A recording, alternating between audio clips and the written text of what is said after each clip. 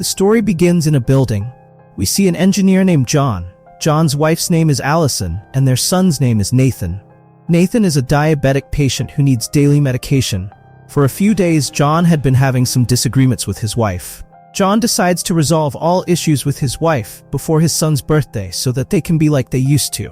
To shop for his son's birthday party, John takes Nathan to a shopping mall. However, that day was a bit unusual. While shopping, John suddenly receives a message.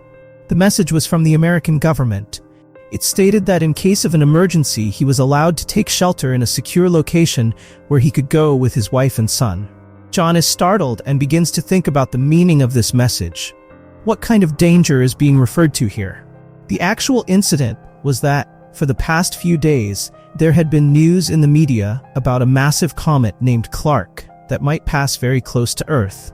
This comet was so large that it could be seen with the naked eye from Earth, even during the day. However, the government had assured people that the comet would not hit Earth under any circumstances. It would disintegrate in the sky. Therefore, there was nothing to worry about. Since there was supposedly no danger, everyone was taking it lightly and enjoying the matter as something amusing.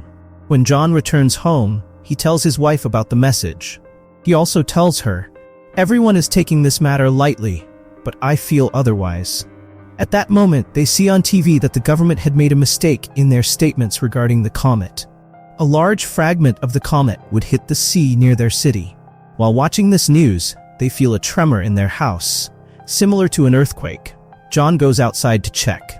It was then that the fragment of the comet hit near their city, causing such a massive shockwave that John was thrown to the ground. The windows of John's house shattered due to the impact. This incident terrifies everyone. They see on the news that the first fragment of the comet hadn't fallen into the sea, but rather near the city. This fragment was about the size of a football field. The comet was so powerful and dangerous that it instantly burned down a part of the city.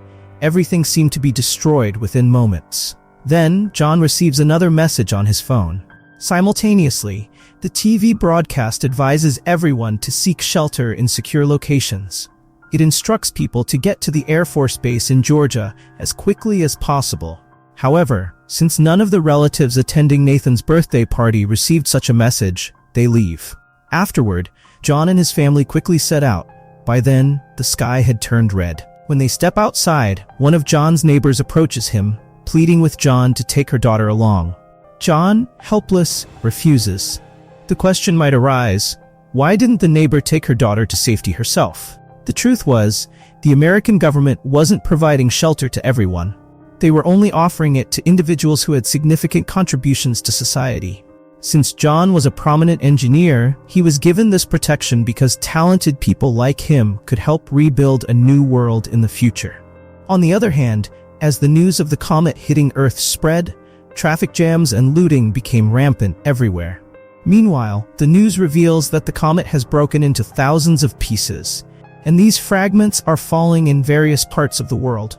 It is also reported that a massive chunk of the comet will hit Earth within 48 hours. Which could be catastrophic enough to destroy the planet entirely. After traveling a long way, John somehow manages to reach the military airbase with his family. There, they see a huge crowd of people trying to save their lives. However, the military was only allowing selected individuals to enter the shelter. At the airport, John and his family are given identity bands, enabling the military to recognize who should be taken to safety. During the baggage inspection, John suddenly realizes that he has left Nathan's medicine in the car. John rushes back to the car to retrieve it. Since John is delayed, his wife informs the military about Nathan's illness. The military states that they cannot allow anyone with medical conditions onto the plane. Meanwhile, John retrieves the medicine and boards the plane. He starts looking for his wife and son there because he had instructed them to wait for him on the plane. Upon boarding, John learns that no sick individuals are allowed on the plane. He pleads with the military, saying, "My wife and child haven't boarded the plane yet. Please let me get off the plane to find them. I cannot go without them." As the plane door opens, a group of people attack. Chaos ensues as everyone starts running. Since the government was selectively rescuing people, this made the attackers furious. In the commotion, a bullet fired by someone hits a security officer on the plane. As the officer gets shot, a fuel pipe slips from his hand. Fortunately, John notices this and warns the others to get off the plane immediately. As soon as everyone exits, a massive explosion occurs due to a fire. John escapes and returns to the car, where he finds a note left by Allison. She writes that she has taken Nathan to her father's place. Meanwhile, Allison is seen walking with Nathan to a pharmacy because Nathan urgently needed insulin. At the pharmacy, she collects some insulin for Nathan, but notices that some people are attacking the shop. In fact, the entire city is engulfed in chaos. Allison then seeks help from a family in a car to get to her father's house. The family agrees to help. As Allison and her son rode in the car, the family members discovered that Allison and her family were among those chosen by the government to receive special protection. They grew angry and forcefully threw Allison out of the car. During the scuffle, they snatched Allison's identity band and abducted her son, heading towards the airport. Upon arriving at the airport, the family presented the identity band to the military, claiming they were among the chosen ones. However, John's son revealed his true identity to the military, exposing the family's deception. The military rescued John's son from them. Meanwhile, Allison roamed the streets in search of her son. Eventually, she managed to hitch a ride in another car, reaching the airport. Upon arrival, she sought help from a police officer, who directed her to a camp where missing people were being kept. Allison finally found her son in the children's section of the camp. A nurse informed Allison that her son was healthy and had been given insulin. With the help of the camp, Allison and her son boarded a military bus to her father's house. On the other hand, John, unable to contact Allison due to network issues, stumbled upon a truck heading toward Canada. Since Allison's father's house was along the way, he decided to board the truck. In the truck, he befriended a young man who mentioned knowing pilots who could help them reach safety. However, John refused the offer, determined not to leave without his family.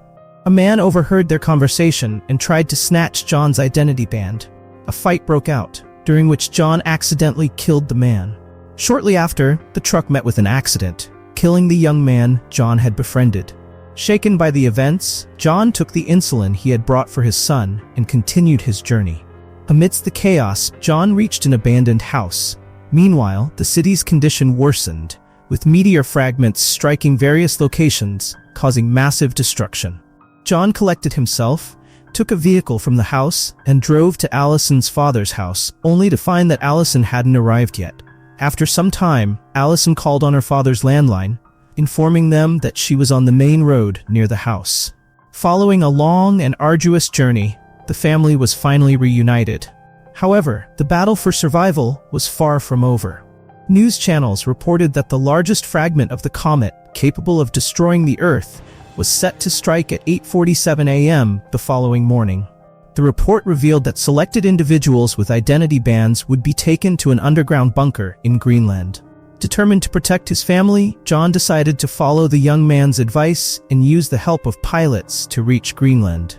The journey became increasingly perilous as fragments of the comet began striking the Earth. John skillfully navigated through the chaos, narrowly escaping multiple close calls. Finally, they reached the airport, only to find that one plane had already taken off. Desperate, John drove directly in front of the second plane, stopping it. After pleading with the pilot, he secured a place on the flight for his family. As the plane approached Greenland, a comet fragment struck the Earth, creating a massive shock wave that shook the aircraft. The pilot managed an emergency landing, but the plane crashed into a mountain. While the pilot perished, the passengers survived.